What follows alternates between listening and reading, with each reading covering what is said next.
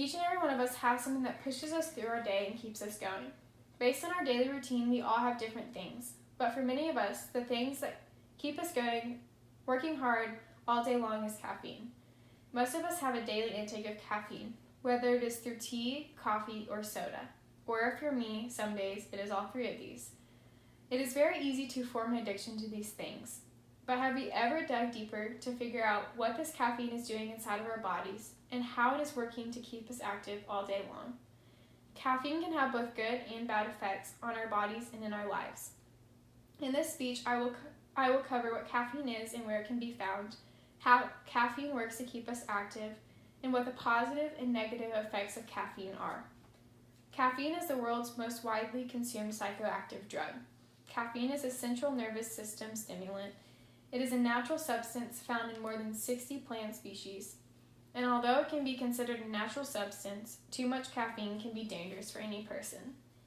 Caffeine is found in not only many drinks, but also many foods and medications. Obviously, we know the basic drinks that include a large amount of caffeine are coffee, tea, soda, and energy drinks. But caffeine can also be found in many foods and medications. Now that I have discussed what caffeine is and where it can be found, I will now discuss how it works scientifically to give us energy. Oftentimes, sugar and caffeine are combined in order to give us the best energy results possible.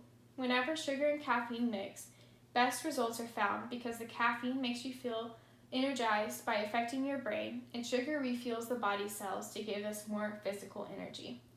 The way that caffeine gives energy is through crossing the blood-brain barrier and stimulating the brain cells so that our brain no longer detects the tiredness that we are feeling.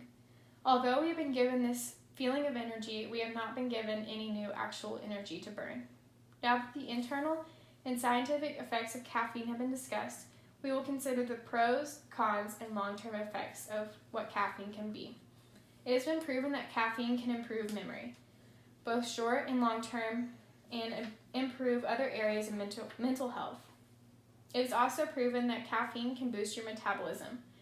There are also many diseases and illnesses that can be prevented from a moderate amount of caffeine intake, these being type 2 diabetes, liver disease, Parkinson's disease, and others. Aside from all these health benefits, it can also be counted a huge benefit to be given more energy and be allowed more productiveness throughout the day. Although caffeine can be beneficial, there are also many problems that could occur if a person had too large of a caffeine intake in a day. The main categories that are affected are the heart, head, and muscles. An excess of caffeine can cause anxiety, heartburn, insomnia, dehydration, headaches, and more.